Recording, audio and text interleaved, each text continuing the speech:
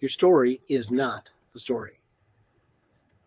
What I'm talking about here is when you're giving a pitch, a lot of companies are confused about what it means to involve storytelling in their pitch. And it's important because psychological research shows that people who can involve a story in the way that they communicate with others can communicate 22 times more powerfully.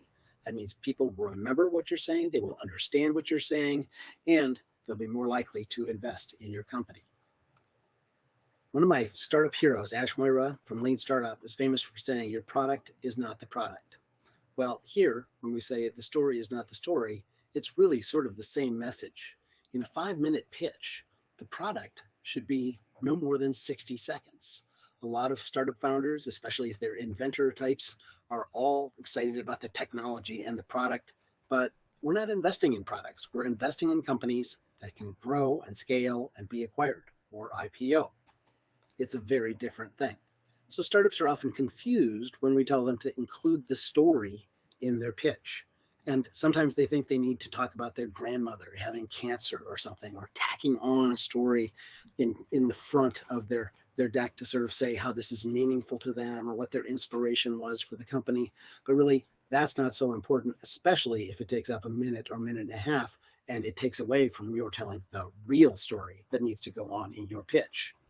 The real story is usually about a gap in the market, something where you've innovated in a way that nobody else does, where you've got moats around it so that it's hard for competition to come and take your market share, and you can grow and you can provide value to those incumbents in the market who do not have what you have and would need to acquire it at large multiples at some time in the future.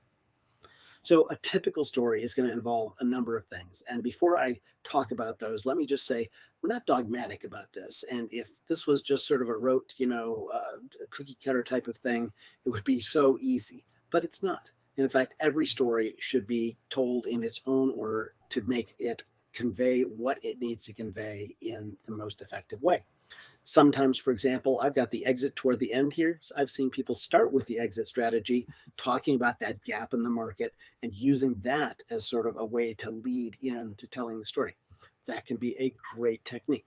But in general, a story is going to start with a problem, something that's out there in the market that is not being solved. Then obviously the company has a solution.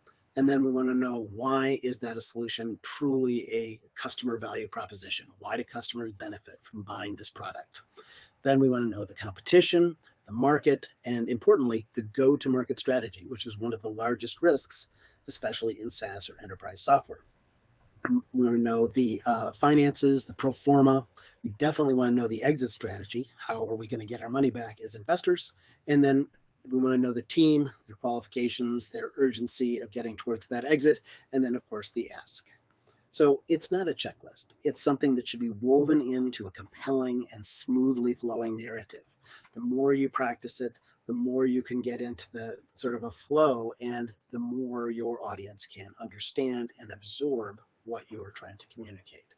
So next time you're giving or watching a pitch, ask yourself, is this pitch itself a story, or does it just start off with one?